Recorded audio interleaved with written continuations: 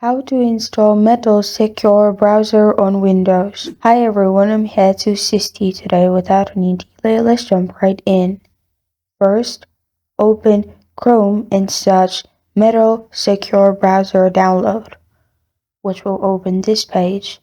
In here, simply scroll down till you find Mettl's official website, and then click on Mettl Secure Browser for Windows or Mac if you have one.